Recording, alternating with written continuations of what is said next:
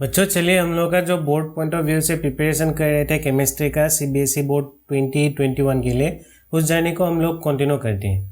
तो फिर हम लोग का इधर पे 2 चैप्टर्स ऑलरेडी हम लोग कंप्लीट कर चुके हैं और उसके बाद अभी हम लोग केमिकल काइनेटिक्स पढ़ रहे थे और केमिकल काइनेटिक्स का हम लोग का कुछ टॉपिक्स इधर पे कवर हो गया था। कौन सा टॉपिक्स कवर हो गया था? हम लोग का रेट ऑफ ए रिएक्शन हो गया था, फिर उसके बाद हम लोग का एवरेज एंड इंस्टेंटेनियस रेट भी हो गया था, फिर उसके बाद हम लोग का factors affecting rate of A reaction, concentration का क्या रोल होता है, टेम्परेचर का क्या रोल होता है, फिर कैटलिस्ट का क्या रोल होता है on the rate of A reaction, उसके बारे में भी हम लोग स्टडी कर लिए थे। और फिर उसके बाद हम लोग का इधर पे rate law and specific rate constant ये वाला टॉपिक भी हम लोग उसको पढ़ लिए थे। फिर जो लास्ट लेक्चर था, लास्ट लेक्चर पे हम लोग किसके बारे में हम लोग पढ़े थे? उधर पे हम लोग का ऑर्डर ऑफ रिएक्शन के बारे में हम लोग पढ़ लिए थे। तो फिर आज हम लोग किसका स्टडी करेंगे? आज हम लोग स्टडी करेंगे मोलिकुलरिटी ऑफ ए रिएक्शन के बारे में। बच्चों मैं एक साथ में आप लोगों को नहीं पढ़ा रहा था ऑर्डर और मोलिकुलरिटी को। क्यों नहीं पढ़ा रहा था? क्योंकि अगर हम लोग दोनों एक साथ में पढ़ने के लिए जाते तो फिर वो वीडियो बहुत बड़ा हो जाता, इसलिए मैं आप लोगों को क्या क्या ऑर्डर को पहले पढ़ा लिया। आज हम लोग क्या करेंगे? आज हम लोग मोलिकुलरिटी ऑफ ए रिएक्शन के बारे में स्टडी करेंगे डिटेल पे। बच्चों हम लोग का इधर पे जो स्क्रीन पे जो इधर पे टॉपिक्स लिख के रखा हूँ, ऊपर पे जितना भी टॉपिक्स है ये हम लोग का रिड्यूस सिलेबस है जो सीबीएसई ने इस बार 2021 के लिए रिलीज किया है। और जो नीचे पे मैं लिख के रखा हूँ ये सब हम लोग का क्या है? डिलीटेड टॉपिक्स, मतलब ये टॉपिक्स हम लोग का इधर पे इस बार नहीं पढ़ने से भी हो जाएगा। तो फिर चलिए बच्चों हम लोग स्टार्ट करते हैं आज का लेक्चर। और आज हम लोग किसके बारे में स्टडी करेंगे? मोलिकुलरिटी ऑफ ए रिएक्शन के बारे में आज हम लोग स्टडी करेंगे। तो फिर चलिए हम लोग स्टार्ट करते हैं।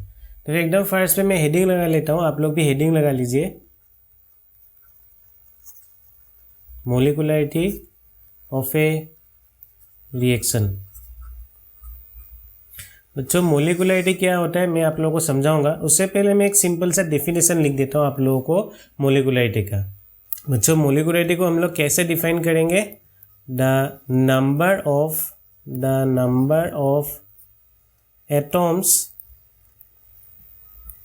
आयन्स और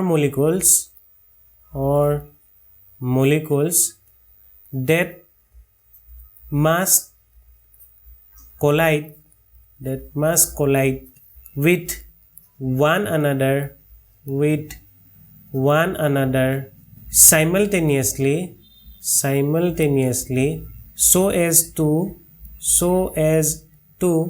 result into a chemical reaction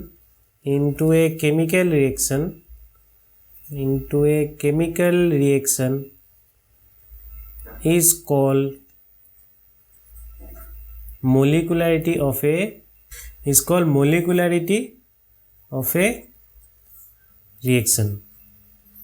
बच्चों मोलिकुलरिटी मतलब क्या होता है? हम लोग का कितना रिएक्टेंट मोलिकुल्स पार्टिसिपेट कर रहा है कोई भी एक रिएक्शन में, उसी को हम लोग क्या बोलते हैं? मोलिकुलरिटी बोलते हैं। सपोज फॉर एग्जांपल मैं एक एग्जांपल लेता हूँ। For example decomposition of ammonium nitrite. बच्चों अगर हम लोग डिकम्पोजिशन ऑफ एमोनियम नाइट्रेट अगर हम लोग देखेंगे तो फिर उसका रिएक्शन कुछ इस तरह का होगा। एमोनियम नाइट्राइट, और इसको अगर हम लोग हीट करेंगे तो फिर ये डिकम्पोज हो जाएगा। डिकम्पोज होकर आप लोगों को क्या फॉर्म करके देगा? उधर पे N2 + 2 H2O। बच्चों अभी देखिए तो ये जो मेरा रिएक्शन हो रहा है इधर पे हम लोग का रिएक्टेंट मोलिकुल कितना है? इधर पे रिएक्टेंट मोलिकुल मेरा एमोनियम नाइट्रेट है और उसका नंबर कितना है? इधर पे मेरा सिर्फ एक ही है। तो मैं इस रिएक्शन को होने के लिए उधर पे कितना मोलिकुल पार्टिसिपेट कर रहा था? रिएक्टेंट पे सिर्फ एक ही मोलिकुल पार्टिसिपेट कर रहा था। तो फिर इस रिएक्शन का जो मोलिकुलरिटी होगा उसको हम लोग क्या बोलेंगे? यूनिमोलिकुलर रिएक्शन बोलेंगे। तो फिर इस रिएक्शन को हम लोग क्या बोलेंगे? यूनिमोलिकुलर रिएक्शन बोलेंगे। बच्चों अभी आप लोग फिर से एक बार डेफिनेशन को पढ़िए तो the number of atoms ions और मोलिकुल्स, मतलब मेरा जो रिएक्टेंट पे क्या क्या हो सकता है? या तो वो एटॉम हो सकता है, नहीं तो आयन्स हो सकता है कहीं पे, नहीं तो वो क्या हो सकता है? मोलिकुल्स हो सकता है। तो फिर उधर पे हम लोग का जो एटॉम आयन्स और मोलिकुल्स होगा that must collide with one another simultaneously so as to result into a chemical reaction is called molecularity of a reaction। बच्चों मोलिकुलरिटी मतलब क्या होता है? हम लोग का कितना रिएक्टेंट मोलिकुल्स कोई भी एक रिएक्शन में पार्टिसिपेट कर रहा है। तो फिर हम लोग का वो जो रिएक्टेंट मोलिकुल्स या तो वो एटम हो सकते हैं, नहीं तो वो आयन्स हो सकते हैं, नहीं तो वो मोलिकुल्स हो सकते हैं। लेकिन उधर पे एक क्राइटेरिया है, जितना भी रिएक्टेंट मोलिकुल्स होगा वो हम लोग का क्या होता है, एक साथ में साइमल्टेनियसली कोलाइड करते हैं। मतलब सब एक साथ में उसको क्या करना पड़ेगा, रिएक्शन में पार्टिसिपेट करना पड़ेगा, तभी जाके उसको हम लोग क्या बोलेंगे, मोलिकुलरिटी ऑफ रिएक्शन बोलेंगे। ऐसा नहीं कि हम लोग का सपोज फर्स्ट पे 2 मोलिकुल्स इधर पे रिएक्ट किया या फिर 2 पार्टिकल्स इधर पे रिएक्ट किया, रिएक्ट करने के बाद फिर तीसरा वाला पार्टिकल्स हम लोग का बाद में आके इसके साथ सपोज मेरा क्या कर रहा है, रिएक्शन कर रहा है, ऐसा हम लोग उसको मोलिकुलरिटी पे कंसीडर नहीं करते। उधर पे हम लोग का क्या होना पड़ेगा, साइमल्टेनियसली सब एक साथ में आके उधर पे क्या करना पड़ेगा, रिएक्शन एट ए टाइम उधर पे हम लोग का करना पड़ेगा। उसी को हम लोग क्या बोलते हैं, मोलिकुलरिटी ऑफ रिएक्शन बोलते हैं। बच्चों मेरे ख्याल से आप लोगों को मोलिकुलरिटी ऑफ रिएक्शन समझ में आ रहा है, मतलब क्या होगा, उधर पे कितना मोलिकुल्स हम लोग का पार्टिसिपेट कर रहा है। तो फिर नेक्स्ट पे अभी मैं और कुछ एग्जांपल्स इधर पे देता हूँ। सपोज सेकेंड पे dissociation of hydrogen iodide, dissociation of hydrogen iodide, dissociation of hydrogen iodide. Hydrogen iodide मतलब HI। बच्चों अगर हम लोग डिसोसिएशन ऑफ हाइड्रोजन आयोडाइड अगर हम लोग देखेंगे तो फिर हम लोग का क्या होता है, बैलेंस केमिकल इक्वेशन पे ट्वाइस HI, उसको अगर हम लोग हीट करेंगे तो फिर आप लोगों को H2 और I2 उधर पे हम लोग का फॉर्म करके देते हैं। बच्चों देखिए तो इधर पे रिएक्टेंट मोलिकुल्स कितना इधर पे हम लोग का पार्टिसिपेट कर रहा है, 2 हाइड्रोजन आयोडाइड मोलिकुल्स हम लोग का क्या कर रहा है, रिएक्शन में पार्टिसिपेट कर रहा है। तो फिर इस रिएक्शन का आप लोग मोलिकुलरिटी कितना बोलेंगे, मोलिकुलरिटी आप लोग बोलेंगे बाय मोलिकुलर रिएक्शन। इसको हम लोग क्या बोलेंगे, बाय मोलिकुलर रिएक्शन बोलेंगे। नेक्स्ट थर्ड पे और एक एग्जांपल लेता हूँ, रिएक्शन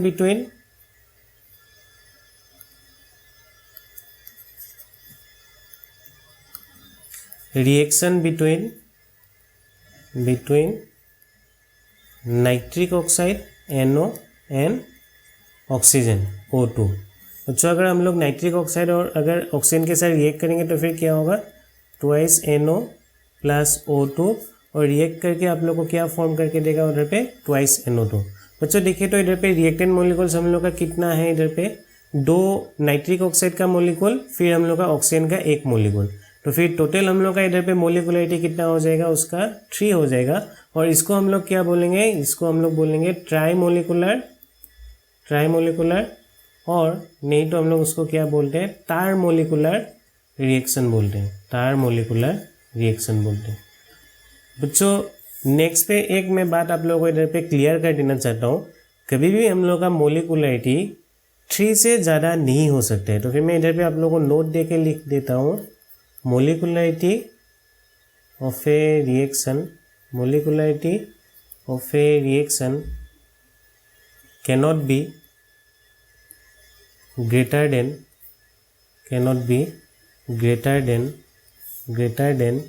3। बच्चों मैं आप लोगों को रीज़न भी बोलूँगा क्यों ऐसा होता है, 3 से ज़्यादा हम लोग का मोलिकुलरिटी क्यों नहीं होता है, आप लोग टेंशन मत लीजिए। तो फिर चलिए हम लोग जान लेते हैं मोलिकुलरिटी 3 से क्यों ज़्यादा नहीं हो सकता है। तो फिर मैं आप लोगों को इधर पे दिखाता हूँ, मैं इधर पे आप लोगों को रीज़न बोलने जा रहा हूँ, रीज़न क्यों हम लोग का मोलिकुलरिटी 3 से ज़्यादा नहीं होता है। तो फिर सपोज़ मेरे पास अगर क्या होगा, डिकम्पोजिशन वाला रिएक्शन होगा, तो फिर मेरे पास एक ही रिएक्टेंट मोलिकुल होगा और वो डिकम्पोज होकर आप लोगों को प्रोडक्ट कितना फॉर्म करके दे रहा था, उधर पे 2 उधर पे हम लोग का प्रोडक्ट मोलिकुल्स फॉर्म करके दे रहा था इन केस ऑफ डिकम्पोजिशन रिएक्शन। तो फिर हम लोग इधर पे बोल रहे थे उसका मोलिकुलरिटी कितना होगा, उसका मोलिकुलरिटी हम लोग यूनिमोलिकुलर बोल रहे थे। फिर नेक्स्ट पे मैं बायमोलिकुलर रिएक्शन बोला था, बायमोलिकुलर रिएक्शन पे हम लोग का क्या हो रहा था, 2 उधर पे मोलिकुल्स साइमल्टेनियसली एक ही साथ आके दोनों एक दूसरे के साथ उधर पे कोलाइड कर रहा था।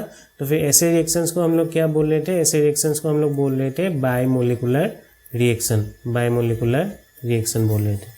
सिमिलरली ट्राईमोलिकुलर रिएक्शन पे मेरा क्या होगा, साइमल्टेनियसली उधर पे 3 मेरा मोलिकुल्स आएगा। सपोज एक मोलिकुल ये हो गया, फिर दूसरा मोलिकुल ये हो गया, फिर तीसरा मोलिकुल ये हो गया। तो फिर देखिए साइमल्टेनियसली तीनों मेरा क्या कर रहा है, एक दूसरे के साथ उधर पे कोलाइड कर रहा है। तो फिर इस रिएक्शन का हम लोगों का मोलिकुलरिटी कितना हो जाएगा, ट्राईमोलिकुलर, या फिर उसको हम लोग क्या बोलेंगे, तार मोलिकुलर। ट्राईमोलिकुलर नहीं तो उसको हम लोग क्या बोल सकते हैं, तार मोलिकुलर बोल सकते हैं, तार मोलिकुलर रिएक्शन। बच्चों अभी चलिए तो हम लोग देखते हैं, अगर मेरे पास अगर 4 मोलिकुल्स होगा तो फिर उधर पे क्या हो सकता है। सपोज मेरे पास अगर 4 मोलिकुल्स होगा तो फिर एट ए टाइम साइमल्टेनियसली अगर वो एक दूसरे के साथ उधर पे कोलिजन करने के लिए जाएगा तो फिर हम लोग का उधर पे अरेंजमेंट कुछ इस तरह का ही होगा, 1-2 मॉलिक्यूल हो गया, फिर ये तीसरा वाला मॉलिक्यूल, फिर ये मेरा चौथा वाला मॉलिक्यूल। अभी देखिए तो बच्चों ये दोनों मॉलिक्यूल एक दूसरे के साथ इधर पे कोलाइड कर रहा है, फिर ये दोनों एक दूसरे के साथ कोलाइड कर रहा है, फिर ये दोनों एक दूसरे के साथ कोलाइड कर रहे हैं, फिर ये दोनों एक दूसरे के साथ कोलाइड कर रहे हैं। लेकिन हम लोग का चारों मॉलिक्यूल एक दूसरे के साथ एक ही टाइम पे उधर पे हम लोग का कोलिजन नहीं कर रहे हैं। मतलब आप लोग देखिए तो मेरा ये जो एटम या फिर जो मॉलिक्यूल होगा वो मेरा तीनों जो मॉलिक्यूल या फिर एटम होता है उसको मेरा इधर पे एक साथ पे टच कर रहा है क्या? नहीं कर रहा है। सिर्फ वो क्या कर रहा है, इसको और इसको वो क्या कर रहा है, टच कर रहा है। ये वाला जो मेरा इधर पे एक एटम या फिर जो मॉलिक्यूल है उसको वो टच नहीं कर रहे हैं। तो फिर इसको हम लोग मोलिकुलरिटी पे कभी भी काउंट नहीं करेंगे। मोलिकुलरिटी हम लोग कब काउंट करते हैं? जब हम लोग का क्या होगा, उधर पे साइमल्टेनियसली कोई भी रिएक्टेंट मॉलिक्यूल से अगर कोलिजन उधर पे करेगा तभी हम लोग उसको क्या करते हैं, मोलिकुलरिटी पे काउंट करते हैं। तो फिर हम लोग का मोलिकुलरिटी कभी भी 3 से ज़्यादा पॉसिबल नहीं हो सकते। आप लोग उसको याद करके रखिए। तो मैं इधर पे रीज़न लिख देता हूँ क्यों ऐसा हो रहा था। Because more than 3 atom ion और molecule cannot collide simultaneously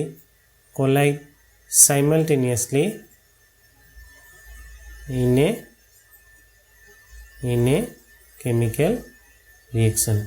बच्चों कोई भी केमिकल रिएक्शन पे हम लोगों का 4 एटम आयन या फिर मॉलिक्यूल हम लोग का एक साथ पे कोलाइड नहीं कर सकते, इसलिए कभी भी हम लोगों का मोलिकुलरिटी का वैल्यू 3 से ज़्यादा नहीं होगा। मैक्सिमम कितना होगा? 3 होगा। बच्चों चलिए अभी हम लोग क्या करते हैं, हम लोग नेक्स्ट पे molecularity for elementary and complex reaction कैसे कैलकुलेट करते हैं उसके बारे में हम लोग थोड़ा सा इधर पे स्टडी करते हैं। तो फिर नेक्स्ट पे आप लोग हेडिंग लगा लीजिए, molecularity for elementary and complex reaction. बच्चों आप लोगों को एलिमेंटरी और कॉम्प्लेक्स रिएक्शन मालूम है कि नहीं? तो थोड़ा सा मैं आप लोगों को एलिमेंटरी और कॉम्प्लेक्स रिएक्शन एक्चुअली होता क्या है मैं आप लोगों को थोड़ा सा इधर पे बोल देता हूँ। What is actually elementary reaction? Elementary reaction मतलब क्या होता है? If A reaction takes place in single step, then it is known as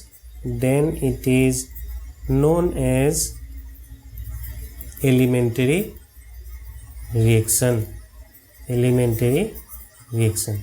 बच्चों एलिमेंटरी रिएक्शन मतलब क्या होता है? कोई भी रिएक्शन अगर एक स्टेप पे अगर कंप्लीट हो जाएगा, मतलब उधर पे एक ही स्टेप होना है, अगर एक स्टेप पे कंप्लीट हो जाएगा उसी रिएक्शंस को हम लोग क्या बोलते हैं? एलिमेंटरी रिएक्शन बोलते हैं, या फिर उसको हम लोग सिंपल रिएक्शंस भी बोलते हैं। जैसे कि मैं आप लोगों को उधर पे जो एग्जांपल दे रहा था डिकम्पोजिशन ऑफ हाइड्रोजन आयोडाइड, उधर पे हम लोग का H2 और क्या फॉर्म हो रहा था? आयोडीन फॉर्म हो रहा था। तो फिर ये हम लोग का एक ही स्टेप पे क्या हो जाता है? कंप्लीट हो जाता है। इस पर एक से ज़्यादा हम लोग का कुछ भी स्टेप उधर पे हम लोग का नहीं होता है। तो फिर इस रिएक्शन का जो हम लोग का टाइप होगा उसको हम लोग क्या बोलेंगे? एलिमेंटरी रिएक्शन बोलेंगे। बच्चों एलिमेंटरी रिएक्शन के लिए हम लोग मोलिकुलरिटी कैसे कैलकुलेट करेंगे?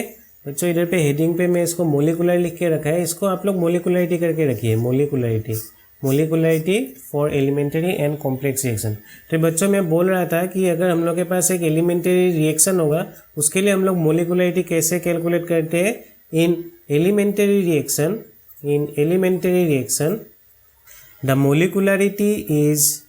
the molecularity is simply the sum of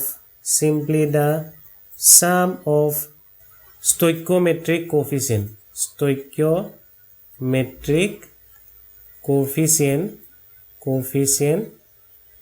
in the balance chemical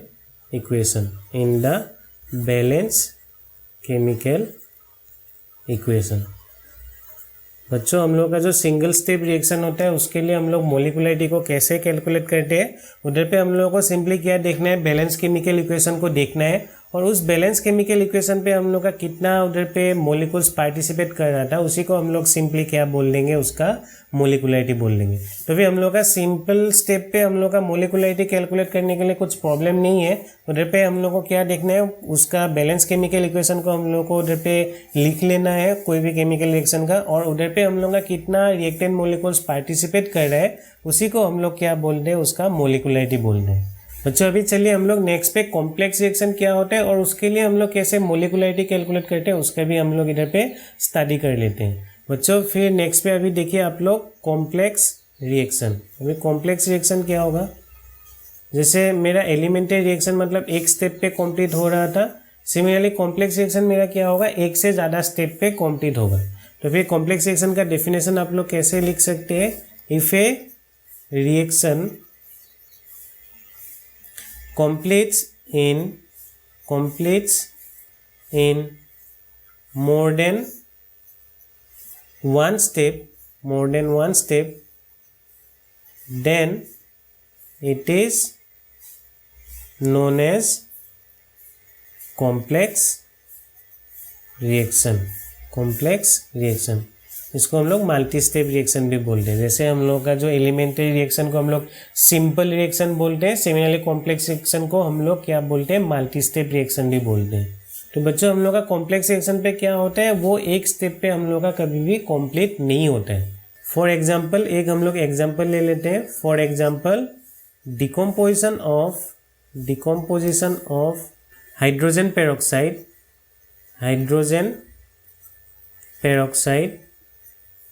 catalyzed by iodide ion।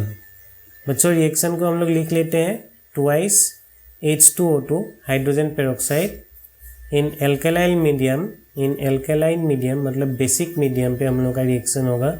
और इधर पे हम लोग का कैटलिस्ट क्या था, आयोडाइड आयन I-, और इधर पे हम लोग का प्रोडक्ट क्या फॉर्म होता है, वाटर एंड ऑक्सीजन। तो बच्चों ये हम लोग का डिकम्पोजिशन ऑफ हाइड्रोजन पेरोक्साइड के लिए ये एक केमिकल रिएक्शन हो गया। फिर इसके लिए अगर हम लोग क्या लिखेंगे, इसका अगर हम लोग रेट लिखेंगे, रेट एक्सप्रेशन लिखेंगे, तो फिर उधर पे हम लोग का क्या होगा, rate is equal to rate constant के, इधर पे कॉन्सेंट्रेशन ऑफ क्या होगा, H2O2 हाइड्रोजन पेरोक्साइड, और फिर हम लोग का इधर पे क्या आएगा, आयोडाइड आयन का कॉन्सेंट्रेशन, और दोनों का जो कॉन्सेंट्रेशन के ऊपर पे हम लोग का इधर पे ऑर्डर का वैल्यू कितना होगा, 1 और 1 होगा। बच्चों मतलब हाइड्रोजन पेरोक्साइड और आयोडाइड आयन का हम लोग का ऑर्डर का वैल्यू उधर पे कैलकुलेट किया था, और कैलकुलेट करके हम लोग को एक्सपेरिमेंटली कितना मिला, दोनों का वैल्यू 1 और 1 ही मिला। बच्चों तो फिर हम लोग का इधर पे रेट एक्सप्रेशन हो गया ये, और फिर उसका हम लोग का ऑर्डर भी हम लोग कैलकुलेट कर लिए थे। इसका ऑर्डर हम लोग कैसे कैलकुलेट किए थे, एक्सपेरिमेंटली हम लोग कैलकुलेट करेंगे। तो फिर नेक्स्ट पे अभी हम लोग का बचा हुआ है इसका मोलिकुलरिटी कैलकुलेट करने के लिए। बच्चों कॉम्प्लेक्स रिएक्शन के लिए अगर हम लोग को मोलिकुलरिटी कैलकुलेट करना है तो फिर हम लोग कैसे कैलकुलेट करेंगे, उसके लिए हम लोग को उस रिएक्शन का मैकेनिज्म हम लोग को मालूम होना पड़ेगा। बच्चों जब हम लोग decomposition of hydrogen peroxide catalysed by iodide ion इस रिएक्शन का स्टडी कर रहे थे, तो फिर एविडेंस हम लोग को मिला है कि ये रिएक्शन हम लोग का 2 स्टेप पे होता है। तो फिर कौन सा स्टेप पे हो रहा था, मैं आप लोग को इधर पे लिख के बताता हूँ। फर्स्ट वाला जो हम लोग का इधर पे स्टेप था, फर्स्ट वाला स्टेप पे क्या होता था, हाइड्रोजन पेरोक्साइड हम लोग का जो कैटलिस्ट था आयोडाइड आयन उसके साथ रिएक्ट करके आप लोग को उधर पे क्या फॉर्म करके देगा, H2O, और साथ ही साथ उधर पे हम लोग का क्या फॉर्म करके दे रहा था, आयोडाइड आयन हम लोग को उधर पे फॉर्म करके दे रहा था। और फिर नेक्स्ट स्टेप पे क्या हो रहा था, ये जो हाइड्रोजन पेरोक्साइड होगा, हाइड्रोजन पेरोक्साइड फिर किसके साथ रिएक्ट कर रहा था, आयोडाइड आयन के साथ वो रिएक्ट हो रहा था, और होके आप लोगों को क्या फॉर्म करके दे रहा था, H2O, और साथ ही साथ आयोडाइड आयन, और प्लस आप लोगों को उधर पे ऑक्सीजन फॉर्म करके दे रहा था।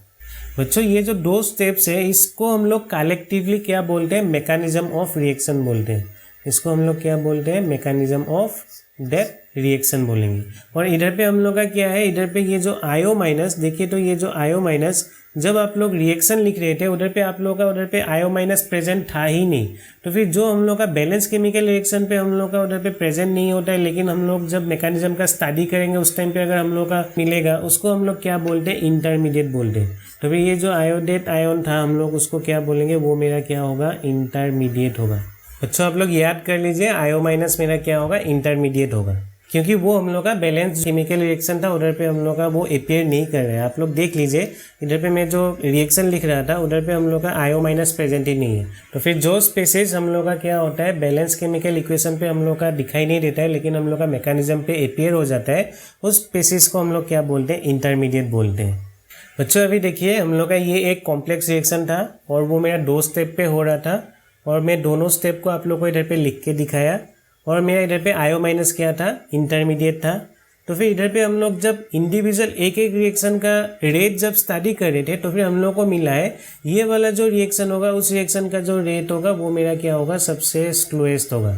और जो सबसे स्लोएस्ट हम लोग का स्टेप होता है कोई भी कॉम्प्लेक्स रिएक्शन का, उसको हम लोग क्या बोलते हैं, रेट डिटरमाइनिंग स्टेप बोलते हैं। उसको हम लोग क्या बोलेंगे, रेट डिटरमाइनिंग स्टेप बोलेंगे। और ये जो रेट डिटरमाइनिंग स्टेप होगा, उसका जो हम लोगों का उधर पे मोलिकुलरिटी का वैल्यू होगा, उसी को हम लोग क्या बोल लेंगे, ओवरऑल हम लोग का रिएक्शन का मोलिकुलरिटी का वैल्यू हम लोग बोल लेंगे। तो फिर हम लोग का देखिए, तो इधर पे जो स्लोएस्ट स्टेप था कौन सा वाला, फर्स्ट वाला स्टेप स्लोएस्ट था, और इधर पे हम लोग का कितना मोलिकुल्स पार्टिसिपेट कर रहा है, 2 मोलिकुल्स पार्टिसिपेट कर रहा है। तो फिर उस रिएक्शन के लिए हम लोग मोलिकुलरिटी का वैल्यू हम लोग कितना बोल लेंगे, 2 है बोल के हम लोग बोल देंगे। बच्चों हम लोग ऐसा क्यों कर रहे थे कि जो स्लोएस्ट वाला हम लोग का स्टेप था उसी को हम लोग काउंट कर रहे हैं। बच्चों मैं एक एग्जांपल से इसी बात को समझाता हूँ। सपोज मेरे पास इधर पे 3 आदमी था, एक ए था, दूसरा बी था, और सपोज तीसरा वाला क्या था, उसका नाम मैं ऐसे ही बोल दिया सी था बोल के। तो फिर एक दिन क्या किया, ये तीनों हम लोग का बाइक राइड पे निकल के गया। अभी आप लोग देखिए, तो ये जो ए था, ए क्या था, वो एक स्टंटमैन ही था, स्टंटमैन था, मतलब उसको बाइक चलाना बहुत अच्छे से आता है। फिर नेक्स्ट हम लोग का बी वाला, वो भी उसको क्या आता है, बाइक चलाने के लिए बहुत अच्छे से ही आता है, उसको हम लोग अच्छा एक ड्राइवर ही मानेंगे, गुड ड्राइवर ही मानेंगे।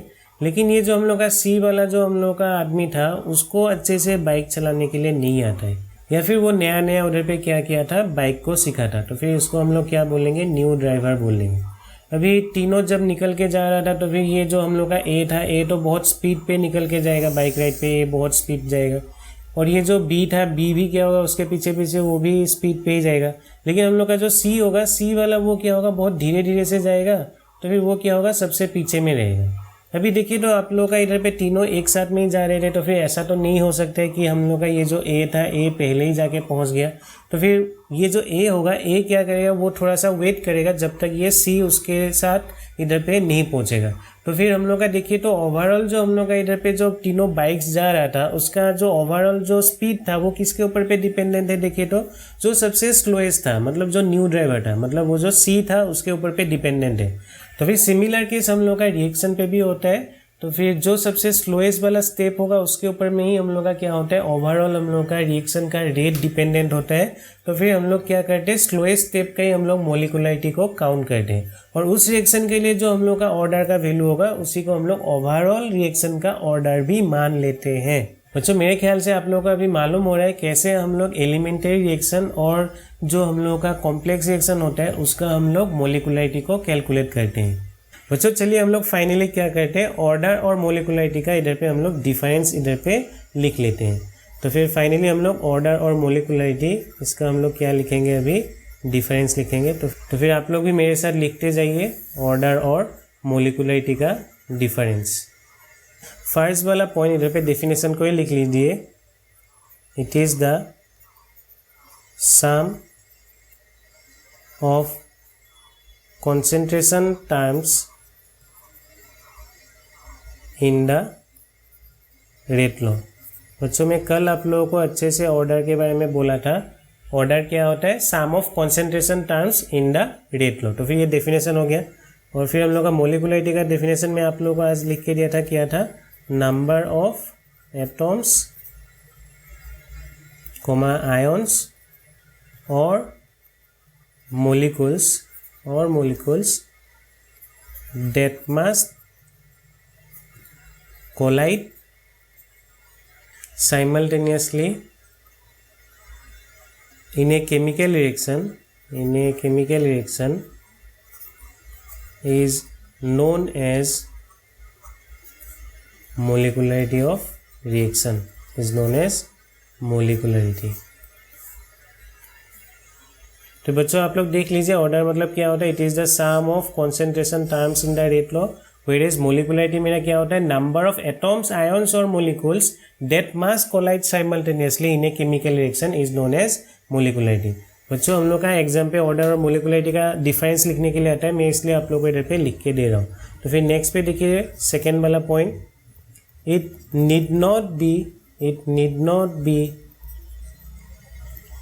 Whole number.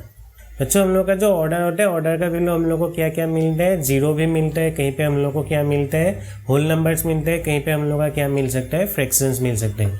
लेकिन इन केस ऑफ मोलिकुलरिटी के केस पे हम लोग का क्या होता है, it is always a whole number. ये हमेशा क्या होना पड़ेगा, हम लोग का होल नंबर होना ही पड़ेगा। क्योंकि आप लोग सोचिए कभी भी ऐसा नहीं होता है कि हम लोग का आधा मोलिकुल जाके कोई दूसरा मोलिकुल के साथ रिएक्ट कर रहे हैं। रिएक्शन अगर होगा तो फिर उधर पे हम लोग का पूरा मोलिकुल जाके एक दूसरे के साथ क्या करता है, उधर पे कोलिजन करता है। ऐसा कभी भी नहीं होता है कि हम लोग का आधा मोलिकुल, सपोज मैं बोल रहा था इसका सपोज आधा मोलिकुल जाके दूसरा मोलिकुल के साथ कोलाइड कर रहा है, ऐसा कभी भी आप लोगों को नहीं मिलेगा। तो फिर हम लोग का मोलिकुलरिटी कभी भी वो फ्रैक्शनल नहीं हो सकता है और कभी भी जीरो नहीं होगा। जीरो मतलब उधर पे मोलिकुल्स है ही नहीं, तो फिर अगर मोलिकुल्स होगा ही नहीं तो फिर कैसे उधर पे रिएक्शन हम लोग का होगा। तो फिर आप लोग याद कर लीजिए, हम लोग का मोलिकुलरिटी कभी भी जीरो और हम लोग का फ्रैक्शंस नहीं हो सकता, ये हमेशा क्या होगा, होल नंबर ही होगा। फिर थर्ड पे आप लोग देखिए, थर्ड वाला point, it is determine experimentally. Order हम लोग कैसे डिटरमाइन करते हैं, एक्सपेरिमेंटली हम लोग कैलकुलेट करते हैं। और हम लोग का मोलिकुलरिटी हम लोग कैसे कैलकुलेट करते हैं, it is calculated by simply adding molecules of the slowest step। बच्चों हम लोग का जो सबसे स्लोएस्ट स्टेप होगा कोई भी एक रिएक्शन का, उसका हम लोग क्या करेंगे, नंबर ऑफ मोलिकुल्स को हम लोग ऐड कर देंगे और उसी को हम लोग क्या बोलते हैं, मोलिकुलरिटी बोलते हैं। लेकिन हम लोग का जो ऑर्डर होता है, ऑर्डर हमेशा हम लोग को कैसे कैलकुलेट करना पड़ेगा, एक्सपेरिमेंटली कैलकुलेट करना पड़ेगा। मेरा बोलने का मतलब है हम लोग का जो एलिमेंट्री रिएक्शन है उसका हम लोग मोलिकुलरिटी को डायरेक्ट बैलेंस केमिकल इक्वेशन से हम लोग लिख सकते हैं, लेकिन उसका जो ऑर्डर होगा, ऑर्डर को आप लोगों को कैसे कैलकुलेट करना पड़ेगा, एक्सपेरिमेंटली कैलकुलेट करना ही पड़ेगा। लास्ट पे और एक हम लोग का इधर पे एक पॉइंट लिख लेते हैं, it is applicable for both elementary and complex reaction, whereas point number 4, molecularity, it is applicable for elementary reaction, बच्चों हम लोग का जो ऑर्डर होता है, ऑर्डर हम लोग का कहाँ पे एप्लीकेबल होगा, both elementary as well as complex reaction. मतलब हम लोग का अगर एलिमेंट्री और कॉम्प्लेक्स रिएक्शन का अगर हम लोग को ऑर्डर निकालना है तो फिर ओवरऑल ऑर्डर हम लोग निकाल सकते हैं कोई भी एक केमिकल रिएक्शन के लिए। लेकिन इन केस ऑफ मोलिकुलरिटी हम लोग क्या निकाल सकते हैं, सिर्फ एक स्टेप का हम लोग क्या निकाल सकते हैं, उसका मोलिकुलरिटी निकाल सकते हैं, मतलब सिंगल स्टेप का ही निकाल सकते हैं। तो फिर हम लोग बोलेंगे it is applicable for only elementary reaction. सिर्फ एक ही स्टेप रिएक्शन पे हम लोग क्या निकाल सकते हैं, मोलिकुलरिटी निकाल सकते हैं। ओवरऑल कभी भी आप लोग कोई भी एक रिएक्शन का मोलिकुलरिटी नहीं बोल सकते कॉम्प्लेक्स रिएक्शन के लिए। आप लोगों पे जो सबसे स्लोएस्ट था उसका आप लोग को क्या कैलकुलेट करना पड़ रहा था, उसका मोलिकुलरिटी कैलकुलेट करना पड़ रहा था। तो फिर हम लोग ओवरऑल मोलिकुलरिटी कभी भी कैलकुलेट नहीं करते कॉम्प्लेक्स रिएक्शन के लिए, हम लोग स्टेप वाइज उधर पे क्या निकाल सकते हैं, उसका मोलिकुलरिटी को कैलकुलेट कर सकते हैं। बच्चों मेरे ख्याल से आप लोगों को मोलिकुलरिटी के बारे में अच्छे से समझ में आ गया। तो फिर हम लोग आज किसके बारे में इधर पे स्टडी किए हैं। हम लोग फर्स्ट पे इधर पे मोलिकुलरिटी का डेफिनेशन क्या होता है उसके बारे में हम लोग पढ़ लिए। उसके बाद फिर हम लोग का कुछ एग्जांपल्स था, एग्जांपल्स का हम लोग इधर पे स्टडी किए। और उसके बाद में आप लोगों को मोलिकुलरिटी 3 से ज़्यादा क्यों नहीं हो सकता उसका रीज़न में आप लोगों को समझाया। उसके बाद हम लोग का एलिमेंट्री रिएक्शन, फिर हम लोग का कॉम्प्लेक्स रिएक्शन, उसके लिए कैसे हम लोग मोलिकुलरिटी कैलकुलेट करते हैं मैं आप लोगों को वो भी बताया। और उसके बाद आप लोगों को मैं क्या बोला, हम लोग का जो स्लोएस्ट स्टेप होता है उसका हम लोग मोलिकुलरिटी क्यों कैलकुलेट करते हैं उसके बारे में मैं आप लोगों को इधर पे समझाया। और फाइनली मैं आप लोगों को ऑर्डर और मोलिकुलरिटी का इधर पे डिफरेंस बोला। तो बच्चों, अगर आप लोगों को इस लेक्चर को समझ में आए तो फिर इस वीडियो को एक लाइक कर दीजिए और दोस्तों के साथ शेयर कर दीजिए और चैनल को सब्सक्राइब करके रखिए। तो फिर आज का लेक्चर को हम लोग यहीं पे ख़त्म करते हैं, फिर मिलेंगे। धन्यवाद।